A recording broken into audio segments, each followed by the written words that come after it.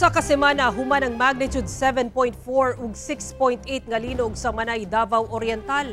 Gitayog sabog magnitude 6 nga linog ang General Luna sa Surigao del Norte kaganinang buntag. Ani ang report.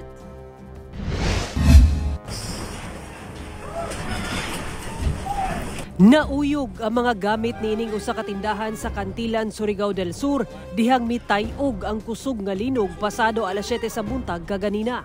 Kining magbanay, wa na makalihok sa ilang gilingkuran samtang namahaw dihang nasinati ang linog. Nakuhaan sab sa CCTV ang pagtayog sulod niining usa ka tindahan sa Barangay Burgos sa Cortes, Surigao del Sur kung asa daw gisayaw ang mga baligya. Giling ng hawak kining pipila ka kabataan una pa man mikusog ang linog.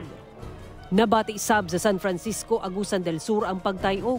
Gani makita ang pag-uyog sa tubig sulod niining mga fish tank sa usa ka balay sa lungsod. Sa Siargao Island, makita sab ang pag-uyog niining mga pananom sa usa ka umahan dihang mitayog ang kusog nga linog. Sa Surigao City sa Surigao del Norte, nauyog kining mga tricycle nga nakaturno sa terminal dihang nabati sab ang kusog nga linog. Samtang sa General Luna sa Surigao del Norte, nakuhaan niining CCTV ang pagtayog nga may pasayaw niining kable sa dalan sa Barangay Libertad. Human sa linog, gisusi sa usa ka tagbalay ang ubos sa iyang balay sa Barangay San Pedro sa Sison, Surigao del Norte kung asa makita ang pipila ka minor damage sa matud pa kisame sa balay. Base sa dato sa PHIVOLCS, magnitude 6 ang nasinating linog kaganinang 7:03 sa buntag kung asa natala ang epicenter sa General Luna sa Surigao del Norte.